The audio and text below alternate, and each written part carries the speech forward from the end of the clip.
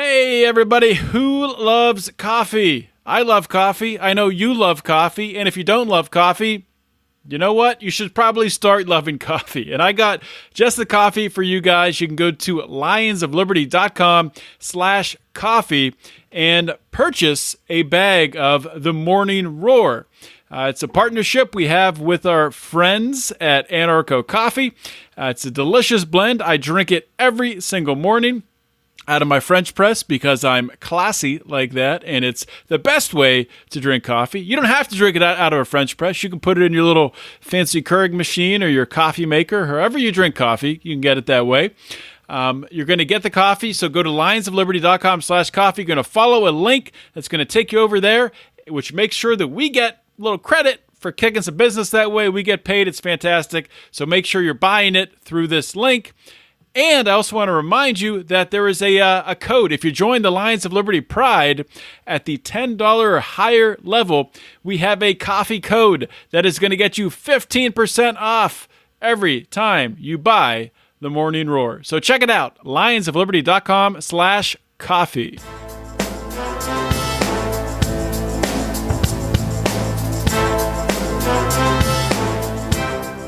Welcome to Felony Friday, a presentation of the Lions of Liberty podcast. Here is your host, John Odermatt. Felons, friends, and freedom lovers, welcome back to another edition of Felony Friday, a weekly show right here on the Lions of Liberty podcast. Felony Friday, what do we do here on Felony Friday? We talk to felons, we talk to people in law enforcement, we talk to lawyers, journalists, activists. We talk to people who know about the criminal justice system, who want to shine a light on injustice within the system, or who have experienced the injustice in the system firsthand by going to prison. Today's episode, I have one of those people joining me to share their story. This story is going to blow your doors off. It is an unbelievable story. It's a great story for people to listen to. It's super, super inspirational. I'll introduce my guest in just a minute. I want to remind you guys that there are other shows here on Lions of Liberty. I am not, the only show on the Lions of Liberty podcast network. We have a show every Monday hosted by Mark Clare. It's our longest running program, our flagship program. Mark interviews leaders in the Liberty movement and hosts roundtable discussions. Every Wednesday, we have Electric Liberty Land hosted by Brian McWilliams. Brian goes through the news in a very entertaining and angry fashion, and he puts his libertarian spin on it. You don't want to miss it every single Wednesday, Electric Liberty Land. And Friday, of course, the show you're listening to today. Make sure to subscribe wherever you listen to your podcast. Hit that subscribe button to get the Lions of Liberty podcast delivered to your little listening device in your pocket every Monday, Wednesday, and Friday. This show, today's episode of Felony Fridays, episode 188. That means the show notes page is at lionsofliberty.com/FF188. Let's get rolling with today's show. My guest today on Felony Friday is Irma Alred. Irma was convicted for conspiracy to possess with intent to sell marijuana. She was sentenced to 364 months in prison. For those people that think about that time frame in terms of years, that is 30 years and 4 months.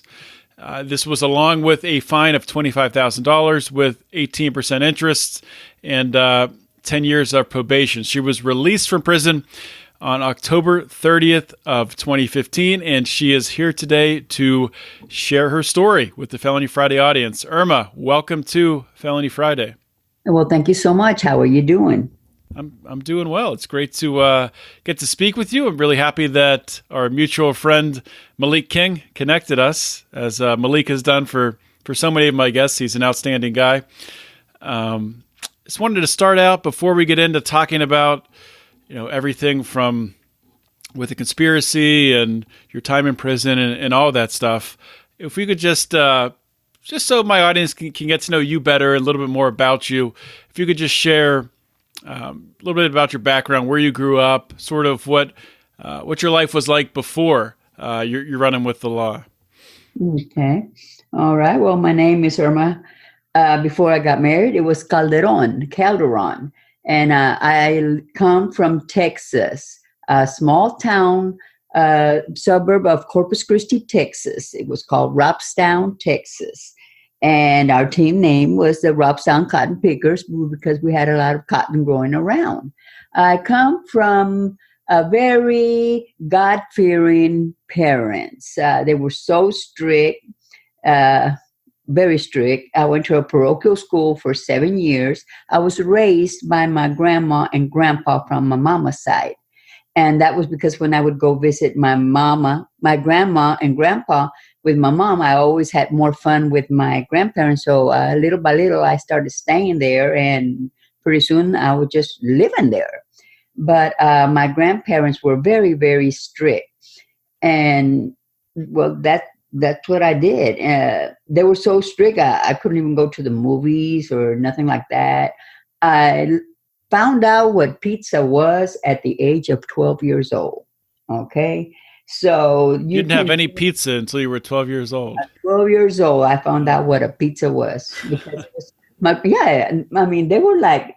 they were from Spain, and it was like they had 2 ranches. And when I was growing up, I thought everybody had cows. I tell this to everybody because for real, when I was growing, I would go with my grandfather to different places, and it was my uncles and cousins and stuff, and they all had cows. Mm-hmm. And I was like, well, when I started growing up, and I found out that not everybody had cows, and I was like, oh wow. But I was very fortunate to have had that strict upbringing also, because I learned a lot of respect for other people. And it was just me. I really had no business getting into any problems because I had everything that I wanted. It's just my parents were so strict that I never saw the other side. And when I did, it was kind of like crazy. You know what I mean? But I went to a parochial school. Then I went to a high school like everybody else, and it was totally different. I started meeting people in my hometown. It was a lot of drugs. There was a lot of drugs, a lot of pot, a lot of heroin. It was nothing to see a 13-year-old shooting up heroin. And this was this was back in the 70s. It was so bad. My father was an elected official. He was a constable, which is equal to the county sheriff back home. And he was elected for 35 years. He actually died in office and was a very well-respected man, to where you had some of the guys that did something like killings and stuff like that, because my hometown was known for stuff like that. And they would turn themselves into my father because my father would speak to them and stuff. And he was a very fair man, except with his daughter. And really and truly, he was trying to help me out. I was strong-headed, and I believe that the only reason that I started, going that direction was because my first boyfriend, he was a drug dealer. But being, like I said, I was so sheltered from life and stuff, from real life, that I really didn't know what a drug dealer looked like or anything like that.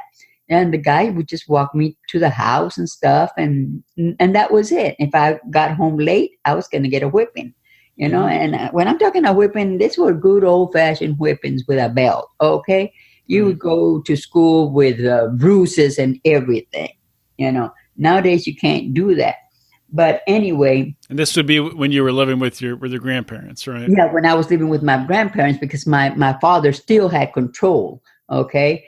And so one time, my so-called boyfriend, by word only, really, he went out of town and he got killed. So when I found out, my father told me that he didn't want his daughter going to no drug dealer's funeral. And I told him all I wanted to do was just go to the funeral and pay my respects. And that's all I wanted. And he told me no, and no. And his word was it. No.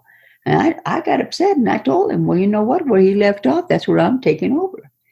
And really and truly, I did an about face from the whole person that I was, And I started meeting people and being I met the right people at the right time back in the days, and they really weren't the right people, but in the drug world, they were the right people. And that's how I got started. If we just back up for a minute there, because I mean, that's, to have, you said, boyfriend and name at the time. I don't know how serious you were, how well you two knew each other, but to have, somebody that you knew, I assume generally pretty well, to die like that at that young age, that had to be pretty traumatic for you. It was. It really was, especially when it's like your first boyfriend. Now, you got to understand, my father is a very strict guy. Okay. One time I asked him if I could date this one guy just to go to the movies, and he told me no. He actually did a background check on this guy. Okay. Yeah. And because he had a ticket, he came to my grandparents and gave me the whole readout, and he said no, So that's how strict he was, So I was like so sheltered. And I just wish that, sometimes I wish that they would have trusted me more and given me a little bit more freedom. I don't think I would have turned out like this. I mean, yeah, it's almost like do you think you were rebelling against your father? Oh, yes. I was rebelling against my dad. I did everything possible just to get back at him and stuff. But then later on, we started talking and stuff, and grown up, my father actually gave me some good words and told me something that will always stick with me. He told me that he was, no matter what, he was proud of me, of the person, because I was a very loyal person. Even if I was in the wrong thing, doing the wrong thing, I was loyal to whatever. And because he always my grandfather always brought us up that if you give your word, you better watch out, because you're going to have to back it up, and that's how we were brought up. We were brought up old school, very old school and very strict. But that's about it. So did that loyalty end up getting you in trouble, do you think, in your loyalty to some of the the nefarious characters that you were hanging around at that time? Yes, and back in them days, you didn't think of them as they were doing you anything wrong. They were mainly like my teachers. And the people that I hung around, they were no little peons that you would just, no, these were like the big time dope dealers. These were like the bosses, and I did a lot of sitting back and just listening to them talk, going to meetings and listening to them talk. And then they would ask, when we would leave, they would ask me, well, what did you think about this? And they valued what I said, because I was always listening. If I didn't think that other person was going to be good for their business, I would tell them, and they would believe me, because I was always listening. I was just like learning the wrong things, but that's what I was doing. Right, but still learning, learning how to read people, maybe. And learning, that's really what it was, and being from the people that I hung around with and stuff, and then not only that, but also with my dad. I didn't even have a boyfriend. Okay. It was like nobody, they were scared. They were scared to make a move on you, because, all hell would break loose. Somebody would come back at them. Right. Yeah. You had your dad running background checks on your one boyfriend. So, yeah. So you get involved with this crowd and you're learning from them. They're trusting you. I guess there's some loyalty there, mutual respect, maybe back and forth. And what's the next step? How did you end up getting tied up in in this conspiracy? Well, after all this time, I wanted to leave. I wanted to start a new life. I had 2 kids, 2 little babies and stuff. So I went to Florida, and there I met this one guy, and he was a farmer, and we just started like really and truly farming, but he was also broke. And I just told him, well, I know how to make money, and that's how we started. But then he started I wanted just to get okay, pay everything, whatever we could, start making a life, and then just live the business. I didn't want to do that no more. I wanted to settle down, but he didn't want to. He just kept on and on and on, and kind of like forcing you to do this and forcing you to do that, and because I was letting him run the whole business and stuff by then. Mm-hmm. And then things started happening, and he got, it's like how they say that, their head got full of air sometimes, they're thinking they're almighty and that, and then that's what happened. Instead of taking care of what he was supposed to be taking care of, he was just spending money left and right and just pretending to be he was all that, Mm-hmm. He was starting to think that he was invincible, probably. Yeah, yes, and you can't do that, And so there was this one guy that didn't like him and stuff, and he was trying to talk to me for me to work with him and stuff, and I just wouldn't, I didn't like this person. Well, he got in trouble, and he just started turning people in and turning the names, and he started saying a lot of stuff that really wasn't true. And some stuff was true, but it was a combination. And then they started getting more people involved, and people that I didn't even know. It's like when I went to trial, there was some lady that I never knew what she was. And she was saying that I had, 1,200 pounds for this. And I'm looking at them like, who the heck is this lady? I don't even know her. And how about like they tacked that weight on me and they reduced her sentence? So did you actually went to trial with yeah, this? I took it to trial. I took it to trial because they were offering me life, and I said, I asked the attorney, well, what percentage do I have that I might win? And he said 1. I said, well, guess what? I'm taking that 1% because wait, the plea they offered you was life? Life, yeah. Mm-hmm. And what were the charges against you at that time? Conspiracy to possess with intent to distribute. How about they didn't catch nothing? There was nothing that they caught. They caught money from other people, and the people said that it was mine. They caught pot from other people that said it was mine. So at the very end, some of it was, but a lot of it wasn't. So it wasn't even like they caught you in the middle of a deal, of a transaction, or had you sold to an undercover agent or something like that? No, they were investigating us for 10 years, and they never caught me with anything, nothing. But it was because it's a hearsay. They will believe somebody, and that's how they convict you, on hearsay. Mm-hmm. And that's mainly what they got on me. But like I said, I had done a lot of stuff, and I think it just, it just got cut up, I believe. I don't know. Like I said, some of them people I didn't even know, but they're not going to listen to you. You are guilty until you're proven innocent. But then that's when they throw the conspiracy word at you. It doesn't matter. Conspiracy, you're going to be guilty. Mm-hmm. And that's how it works. They'll bring anybody to testify against you.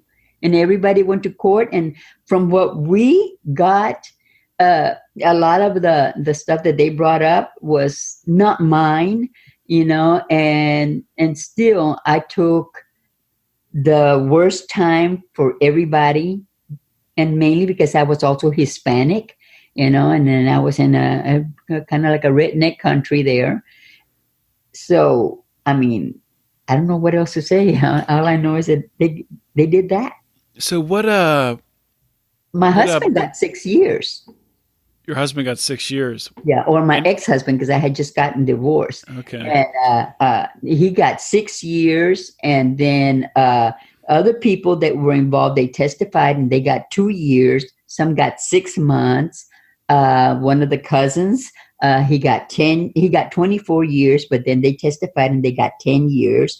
And I got 30 years. Unbelievable.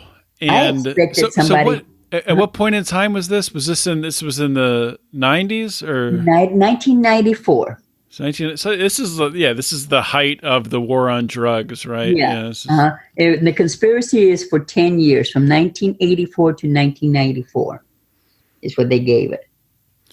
Okay, so they gave you 30 years, and you got out on October 30th, 2015. Yeah, So, I got out because of the 2 points reduction. When the sentencing commission met and they decided to lower the tables, the weights, they found out that they had sentenced me excessively then because they went over the amount of time, but only because they changed the law during then. I had several opportunities to fight also, like to the grand jury, to the Supreme Court. And, a lot of those cases are very hard, very, very hard to get approved and heard. And my case was approved, and I was supposed to answer back. And how about like my papers got lost right there in prison? Nobody found out. So time went by, and I lost my case because I never got the papers. This is just so. I mean, I want to say unbelievable, but it's not unbelievable because, I hear stories like this all the time doing these interviews, but it's just, It never fails to just completely blow my mind that this is a completely nonviolent crime, right? You weren't accused of any violent acts or anything like that. This is just conspiracy to possess with intent to sell marijuana. I'm not telling you that I didn't do a lot of the stuff. I did do, but not for no life sentence or 30 years. Okay, nothing for that. It's just it's completely. When nuts. I went to prison, I saw ladies there that had tons of heroin, and they would get 5 years, 10 years, and I'm like, I didn't understand the system. Some people had child molestations and they got 2 years, and I'm like, what do you mean? And I'm like, they didn't even catch me with a joint, and I got 30 years. And then I'm like, wow. That's all you could say was wow. The thing with child molesters getting out early, actually, one of my first guests I had in the show way back, she was a Regina Huffnagel, I believe is her name, and she was a corrections officer. And she saw that happen so many times where there'd be nonviolent drug offenders with sentences 5, 6, 10 times longer than child molesters or people abusing children, that she just would one day quit. Like she just threw her hands up, said, I can't be a part of this. Yeah. It's and they brag about it. Them child molesters, the women, they would get over there and outside, like they would have this tree back in the days when you were able to smoke and stuff. And then they made it to a federal building you couldn't smoke. Okay. And they would get out there and actually talk about it. And we would like get so upset. Some of us got into trouble because we would answer to that, because they would be talking about that. Yeah, I would do that to the kids. And oh no, Oh, man, it's messed up. You lose it. And you lose days over stupidity like that in prison. And really they do that just, I don't even know why they put them kind of people there with some people that, they need to be placed somewhere else, because if they brag about it, you're going to react to it. Yeah, you're going to react, and something happens, which it's hard not to react to that, and then you end up, getting in trouble, and and nothing happens to them. They're protected. Ain't that something? That's crazy. Yeah. So I want to turn back for just a minute here. Yeah. So you get this sentence, you're convicted, that you're serving. I can't say how they do this, all the sentences in months, 364 months. Nobody thinks in months, but essentially a 30-year sentence, 30 years, 4 months. Could you even what was your mindset at that time? What were you thinking? Oh, no. I was like, when the judge said sentenced to 364 months, I was like, well, I didn't hear life. That's what I had already set my kids. My kids were 9 and 11 years old. And I had already told them, I'm going to prison, man, probably for life, And when they said 364 months, I was like, what? I'm like, oh, what? What? And then I said like, okay, well, thank you. I just said that. And then when I went to the back, they put you in one of the cells in the back before they come and transfer you back to wherever you got to go. And I was like, started adding it up. And I said like, oh my God, that's 30 years. That's what you call a little life, And I'm like, God, Well, I didn't get no life. And then my attorney went back there and said, oh, we're going to appeal, blah, blah, blah. And but what a lot of people don't understand is when you hire an attorney, you hire that attorney to defend you at trial. Okay. Once that trial is over, that's it. That's it. You don't have an attorney. But a lot of people keep talking about, well, my attorney, I'm going to call my attorney. That's going to cost you more money. You know, that's all it's going to cost you because your attorney already defended you. They're coming back and they'll bleed your family dry. You know, and that's what they try. But you know what I had to do was I had to learn the law myself a little bit at a time because nobody knows your case better than you. Nobody. The attorneys don't know. They're only going to know what you tell them and what they read, which half of the time is not even right of what they read. You know, unless you know your own story. So, and that's what happened to me. I couldn't afford an appeals attorney, but I was lucky that the one that I had helped me, and we went to the Supreme Court, and that's where they said that one of my co-defendants won his, and they told me that they couldn't help me because I had not testified against nobody, didn't help them any, so they had to help whoever helped them. And that's how it went down. Unbelievable. So you had that one chance at the appeal. And you talk about the other time that your paperwork got misplaced. Yeah. I guess so. 2015. This was before. Maybe it was right around the same time. Yeah, I guess it was when Obama was granting all the commutations with the clemency. I had found this one friend had gotten me an attorney, and this attorney told me he didn't charge me nothing because of his friend, and he told me that he was going to check into my records and stuff and see what was going on. And being that from the first day that I set foot in that prison, in the prison system, I started educating myself, even though I couldn't get grants and stuff like that, but I started bettering myself and making changes for myself. So I had a pretty good record. And he said that writing on that would probably help me and all the sentencing changes that were happening to just wait a minute because I was probably going to qualify for the 2-level reduction. So really and truly, I didn't think it was going to go because we would hear a lot about that throughout all the years and nothing ever happened. So when it happened, I got a letter from the probation officers and stuff, and they were telling me that I qualified for the reduction. So I contacted the attorney again, and the attorney said, you know what, don't even bother putting for a clemency, although you would get it, but you're going to get your sentence reduction, and that will get you out the door. You're going to take the spot away from somebody else. So we didn't file for the clemency because we assumed I was going to get out with this 2-level, and I did get out with the 2-level. Okay. Hey guys, just want to take a real quick break from today's show to tell you about a fantastic podcast that if for some reason you don't have it in your podcast feed yet, you need to add it. It's called Free Man Beyond the Wall. Of course, it's hosted by none other than Pete Raymond, the artist formerly known as Mance Rayder. Pete is an author. He's a fantastic libertarian thinker.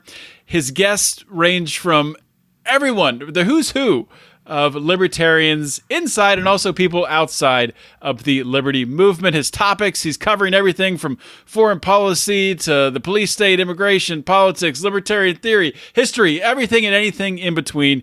He has some of the most interesting shows that I've heard anywhere from any libertarian podcast. And of course, he's had myself and Brian and Mark on the show too. So that helps. Guys, be sure to check out and subscribe to Free Man Beyond the Wall with Pete Raymond. During your time in prison, you're serving this long sentence. You talked about, wanting to educate yourself and better yourself during your time in prison. Mm-hmm. Was there anything that stands out to you in your mind as, something that really that you learned in prison, or maybe some wisdom that you got from another prisoner that really sort of helped you along the way and helped you to shape your outlook to get through that time? Let me tell you, over there in the federal prison, you have a lot of ladies that were convicted for something or another, and it's like fraud or something, and that's what they were good at and stuff. So a lot of those ladies were very savvy with their field, and they started teaching courses and stuff themselves.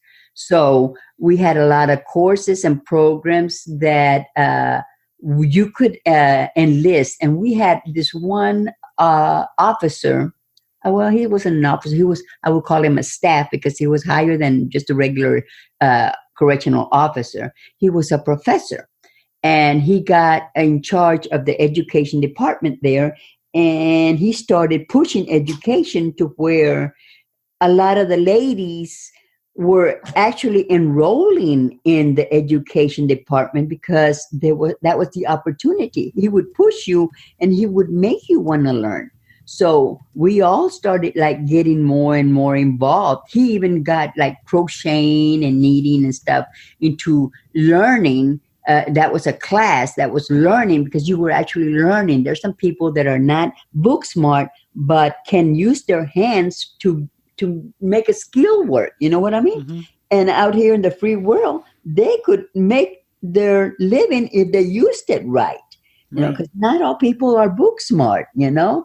But then you have all these other ladies that were criminals that were teaching classes and they were teaching you right because that's what they did.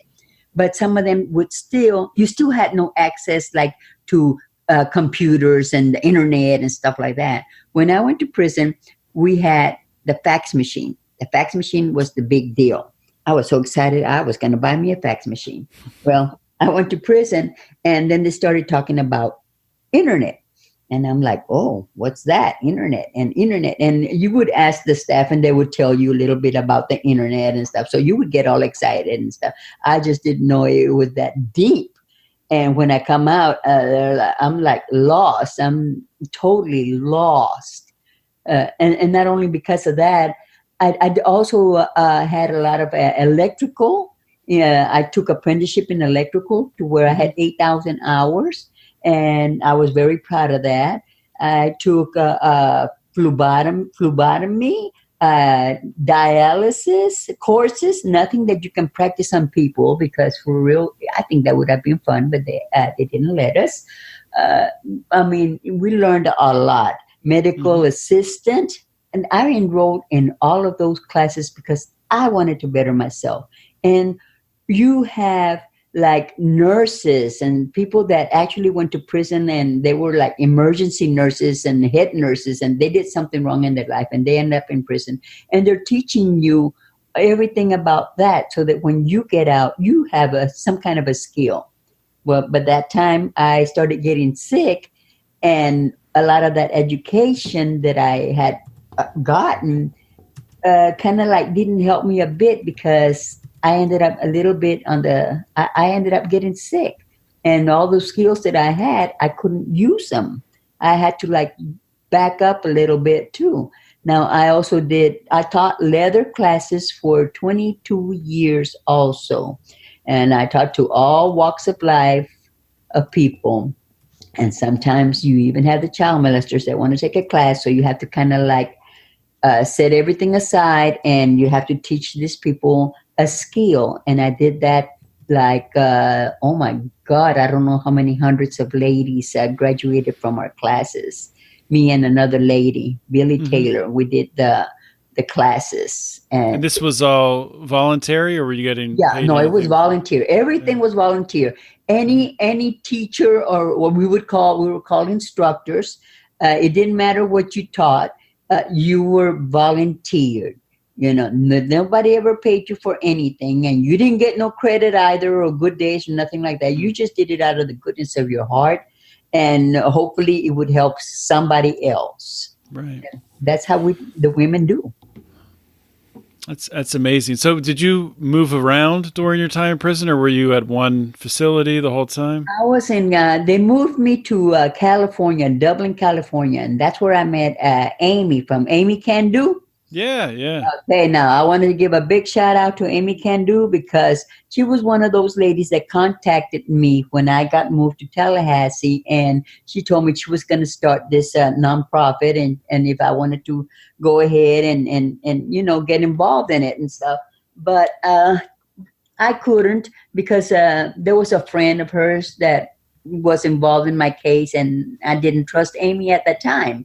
Till later on, then I found out that Amy really was for real, and so then I started kind of like I back her up, and oh, and another shout out to Malik, okay, because you got two awesome people that volunteer, just like a lot of the ladies in prison, and they get things done, and that's hard work, man. That really is. But I did want to say thank you to those two people because it helps other people too.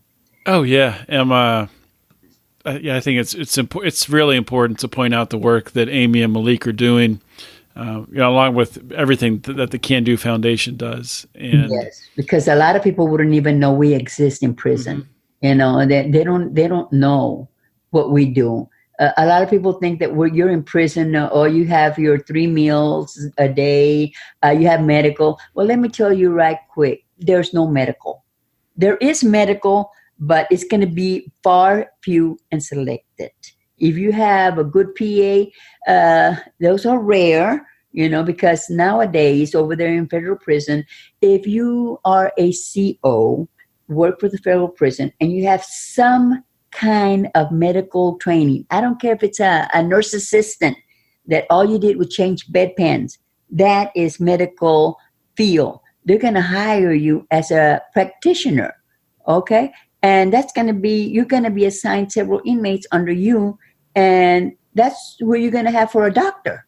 So half the time, those people are not real doctors. They don't know what they're doing. And they do have rules and regulations and guidelines that they have to go by. So all they are allowed really to give you are aspirins, maybe antibiotics, but they don't give those too much anymore. But I will tell you what they do give out like candy is those psych meds. They give psych meds like crazy over there. There's people that stand in line for 2 hours just to get their meds. And then what they do, they'll go sell it. And then, there goes the circle again and stuff. But really and truly, there is not much medical. I have witnessed people die because of lack of medical attention. Inmates would help inmates because nobody wanted to help. When you're really sick and they think that you're pretending or, she's just pretending, and they'll poke your eyes to see if you blink or whatever, if you blink or something. I mean, that is disgusting, and we would just look at them like, and you can't tell them nothing because they'll put you in the shoe. The shoe is the hole. And they're going to leave you there for days for running your mouth when you weren't supposed to, is what they say. But yeah. You had some pretty serious health issues while you were in prison, right? Yes, I thought I had migraines, okay? I had migraines for years and years. And then finally, it started getting like real bad to where I was like throwing up. And then I started like going blind. It was bad, and I would go to medical and tell them, please, something is wrong with me. They would take my blood pressure. Oh, well, it's a little high, but probably because you ran over here, or they would tell you something like that, or they would have you sitting there. You go in and they have you sitting there for 4 hours before anybody sees you. By then, everything, all the symptoms that you have already done passed. Your blood pressure has settled down. You're okay because you're sitting down, drinking water or whatever, and they see you and, well, there's nothing wrong with you. It took them 9 years for them to finally start doing something for me.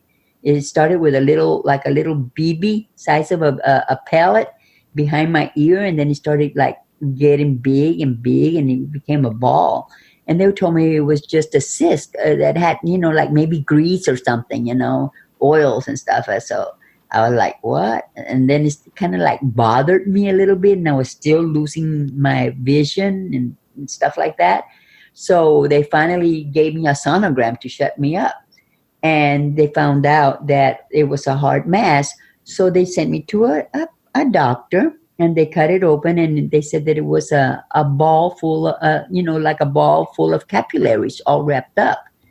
And that's all they told me. That was it. Well, they patched me up again and stuff, and I was still losing my sight. And then I had a gate pass where I would go work outside the gate and fix houses and stuff. Because like I said, I had electrical skills, and I was good at doing maintenance and painting and plumbing and all that kind of stuff. I mean, I was like actually really good at that.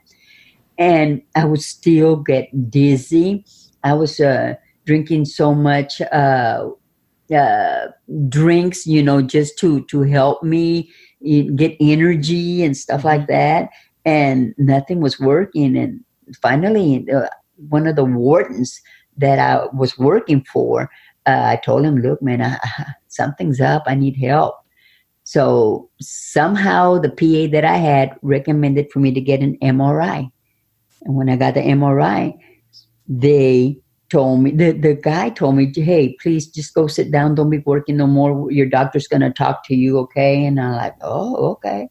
So when I got over there to the prison, the PA, the head honcho guy, the big guy, he actually met me outside the prison doors, and he escorted me to his office.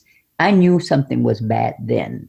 And he sat me down and he said, oh, look, I want to show you what we have, because the MRI results got there first before I even got back to the prison, because that's how bad it was. And they found out that I had 3 brain aneurysms, and they were giant ones. They weren't little ones. They were giant because of lack of medical help. Is later on is what I was told. So that was in 2013. By 2014, they started giving me the surgeries, and I had to get like surgery. One was like in December, and then I had to get another one in February, because that's how bad they were. And I was just kind of like hanging by a thread. Wow. And I got that. And on the second surgery, I was fine. Some lady came to pick me up. And from there, I don't remember. They said when I got to prison, I was bad. I was really, really bad, to where one of the lieutenants told my friend to go get me up because they hadn't checked me in, and they were going to have count. And I was like out of it. I was totally out. And at night, I was like real sick, to where I had this headache that was out of this world. It's like your head is getting crushed. My eyes were pulling out. Wow. I was bad sick. So one of the old time officers that knew me, because after you've been there for so many years, they know you. Okay. You kind of like grow with them, and the lady knew that if I told you that I was sick, I was sick. And she went ahead and they called the warden. They got the ambulance. I don't remember riding the ambulance. I don't remember much of anything.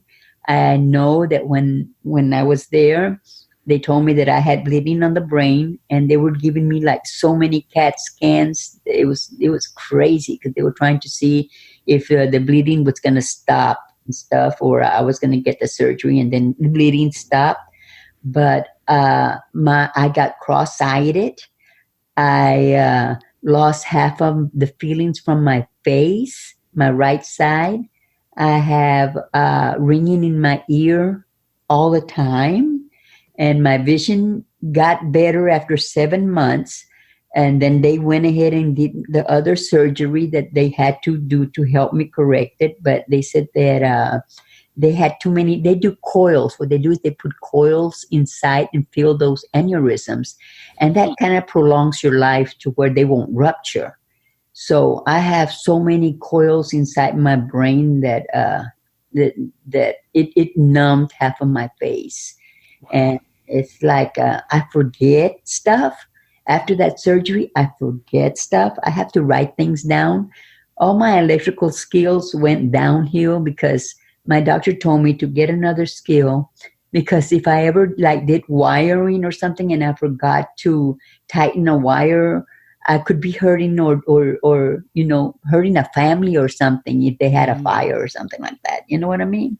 Yeah. I had to use a backup skill, and I did is sewing. But then when I got out and I sat in front of the sewing machine, I couldn't thread it. I was lost, and but the doctor kind of they talked to me and they had to tell me that I have to kind of write things down and stuff. I have real good days, and then I have like real bad days. If it rains, I still get headaches. The doctor is scared to go back in again, and they have to go back in, but they're scared because your arteries have so many turns and stuff, and they're scared that they're going to do more rupture and more harm now than anything because I have so many wires in there. I mean, I'm loaded. I am loaded. So your last surgery, all your surgeries were while you were still in prison. There's been nothing. I had 3 surgeries in prison, and then I had one more here in Dayton. This is when I got here because after a while the coils they settle, and I started seeing kind of double again, and which I still do. So now what I do is I sit down for a little while and I rest. But yeah, I did get that, but after so many years that I had to do. You definitely can't tell talking with you here. You can't tell if you do have issues with your memory or something like that. Yeah, it's can't so tell speaking weird with you. Because there's some things that I can remember so clear, and then there's other things that I can't. Sometimes I'll have something in my hand and I'll lose it and I can't find it, and that didn't go nowhere. You know what I mean? It's just, and they tell me, no, everybody does that. No, sometimes my daughter and my son told me that just push the button, Mom, on the phone and stuff. I locked myself out of the phone for 2 days, and even they couldn't figure it out. Okay. That's why I told you about this computer stuff, because when you say computer, my whole world just wrecks, just shambles, because I know that I'm going to have an issue. My son bought me an embroidery machine that does digitizing and all that kind of stuff, because I used to do embroidery, and I can't figure it out because I write it down and then I can't find the information that I wrote down. And then other days I am real good. I can do the letters. I can do this. And then the next day, I can't remember. I know I did this, but what's the second step? And some of those machines, computers, they need steps, step 1, step 2. Yeah. Yeah. I mean, especially with even on top of that, just even for somebody coming out who, is 100%, just trying to adapt to the advance in technology. You're in prison for, what was it, almost 20 years, right? I mean, that's incredible to try to catch up. Oh my God, I get so scary. I start shaking. I'm not kidding you. And I'm here by myself, and I'm like, oh my God, I'm glad nobody's here watching me do these stupid things here, And then they say, Google it, Mom. Oh my God, I can't stand that word sometimes because I get lost in the Google too. Yeah. But I don't give up. I still try. And then I find little avenues and stuff. And then it makes me feel good. So I try more and I try more. And, so that's kind of, that's cool. But let me tell you one thing. Yeah. This last surgery that I had, the doctor put a whole bunch of more wires in there and stuff. But then when I woke up, there was this weird thing that happened to me. And it was right there still in the ICU that I could remember like it was yesterday what happened to me when I got cross-eyed and stuff, that I got real sick, that I couldn't remember. It was that time you can't remember. When I got picked up from the hospital, whoever picked me up, they didn't even put a seatbelt on me. And I think I fell in the van and hurt myself. Oh, man. Because I was okay in the hospital because they asked. And the doctor asked me, Irma, you were okay. What happened? And now I would see things coming out of the wall. The doctor was writing everything because not too many people survive after you have a rupture like that. And it kind of like sealed itself. But all this blood that was in your brain, And it was not a good time. It was a very, very rough time. And I also want to thank God right now. God, I know you're hearing me. Thank God for allowing me to have a second chance, because when you're cross-sighted, you can't eat, you can't be balanced. I mean, everything is downhill. And the thing about it was, not too many of my family knew what was really going on. You know, my friends in prison were the ones that helped me. It wasn't the staff. It was the ladies there that helped me get through a lot of stuff. And hopefully one day I can tell them thank you, because I have witnessed, besides me, I have witnessed so many bad things, evil things that medical has done to ladies there. There's no need for stuff like that. I just got lucky that I survived. Yeah, just an incredible story, Irma. Really that is true, man. It's true. All that you've been through, it's really inspirational. I think it's inspirational to anybody out there. I've been through hell and stuff, but you know what? You never give up. You stay focused and you try and better yourself. Now that I have a different thinking, because I know that I can't do a lot of the stuff that I did, I have to do other things, and to still, make yourself be worth. You know what I mean? Mm-hmm. So yeah, I do sewing now. I try to do sewing. I have good days and bad days. Sometimes I'm in the sewing mode, you can't tell me nothing. Other days I just have to sit down and just look stupid, just take time and do good. But I have a Chihuahua, Well, that's good. And you have 2 kids, is that right? I have two. I have a daughter and a son. My daughter's in the military. She's in the Air Force, which is fixing to go to Afghanistan in October. And my son is in Corpus Christi, Texas, and he's an awesome dad. He's awesome. Yes. I have 3 grandkids. One is just graduated, and I went to his graduation. I never thought I was going to be able to see him graduate. And I have 2 little rugrats. Yeah, 3 and a 4-year-old. Awesome. They're awesome, man. Yeah, God gave me that chance to see grandkids. Yeah, that'll keep you young. The little ones keep you young. Okay, whatever. Yeah, but I'm very proud of my daughter. I know my daughter has a lot of resentment to me because they think that I picked drugs over them, and I didn't. It's just I got mixed up in that kind of life. This was before they were born, and really and truly, it was. I hate to say this, but it was kind of like good for me to have gone to prison, because I believe I was grooming my daughter to be me, and it took prison to change me also and appreciate who I am, the value that I have, because I didn't think very good of myself back in those days, And now I know what I'm worth, even though I might have medical issues, but I am a better person than I was. So who raised your son and daughter when you went to prison? Okay, it started with my family, and then I had my ex-husband take care of my son, and my daughter was raised by one of my neighbors, which was one of my very good friends. And that lady did an awesome job. My kids are okay. They're good kids. That's great. Yeah. Sometimes they get out of line, but then they're good.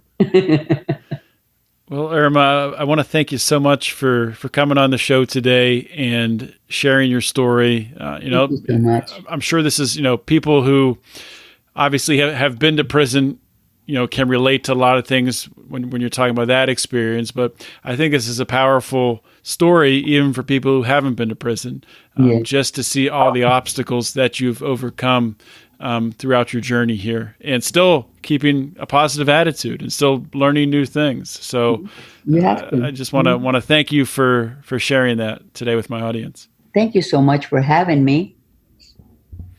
And with that being said, I guess I kept you a little longer than we talked about, but thanks for coming on the show. And thank you. And thank you for having your show and making other people be aware of what's going on inside those walls. And really, if we really sat down and talked, you would not like a lot of the stuff that goes on with some of the ladies that with health issues. And I wish somebody would make it more known, because there's a lot of death there that shouldn't happen, really. Yeah, I mean, well, maybe, you know, I think that does need to be talked about. I think maybe I need to have an episode dedicated to that. Maybe if you want to come back on, or I don't know who to get to speak to that. Maybe a couple different guests could speak to it. But I 100% agree with you that, you know, I've read the horror stories, and that needs a light shined on it. Yes, because a lot of people think, the people here in the free world think that, they have medical, they have dental. No, if you're going to go to dental, they're going to pull your teeth out. You're going to come out of prison without teeth. That's it. And that's all.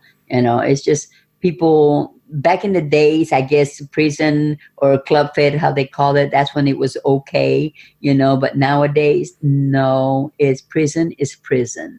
And some of their families are really real bad, and they just don't let their families know because they don't want to worry them. But prison really, really is hell.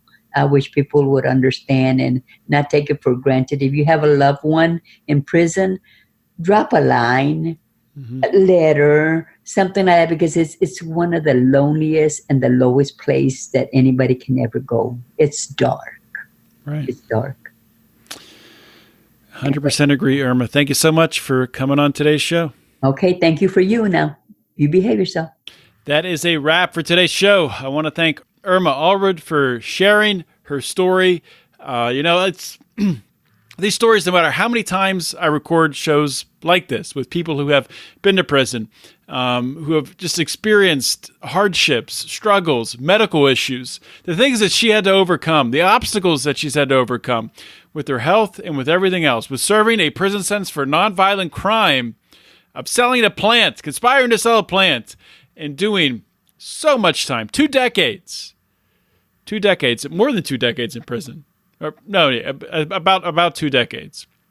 Just completely absurd and ridiculous that we live in a society where things are starting to turn. Things are getting a little bit better with regards to the selling of marijuana specifically and how that is criminalized. Long way to go, but we are making a little bit of progress. But when you hear a story like this about Irma Alred and all she had to go through, the injustice she really faced. When I talk about injustice, I'm not talking about the legal sense. I'm just talking about how ridiculous overall, looking at this case. She admitted that she broke the law and did things wrong per the letter of the law. But when you look at things ethically, morally, what did she do wrong? Who did she harm? Nobody. She didn't harm anybody. And for that, she did 20 years in prison. So I want to thank Irma once again for coming on the show and being so open, so honest today. This show is it's been a powerful show, and I know it's going to help a lot of people and hopefully inspire a lot of people to, when they look at what Irma's had to go through and how she still has a positive outlook today. When people look at their own life and obstacles they come across in their day to day, can really lean on this story and realize that you can get past it, you can get through it, you can overcome it. Really, your problems most likely pale in comparison to what Irma Alred had to overcome. So I want to thank you all for listening today. Just want to drop a quick reminder. Please consider joining the Lions of Liberty Pride. We've had a bunch of people join lately. Want to remind you, if you can, or I should say, that you are able to, if you join the Pride, even just at the $2 level, which is our lowest level, you get access to our Facebook group. In our Facebook group, we do live streams of our Democratic debate and eventually our general election debate reaction shows. They're very entertaining. So just for $2 a month, you get access to our Facebook group and that content. To get the rest of our bonus content, you got to go up that extra $3. You're going to have to kick that in. Just for $5 a month, you get all that. There's other levels, other stuff. Go read about it. patreon.com/Lions of Liberty. Thank you all so much for listening to today's episode with Irma Alred. Please share it with your networks, and please share all of our episodes. We rely on you guys heavily to help spread the word for the work we're doing here. So we appreciate the support.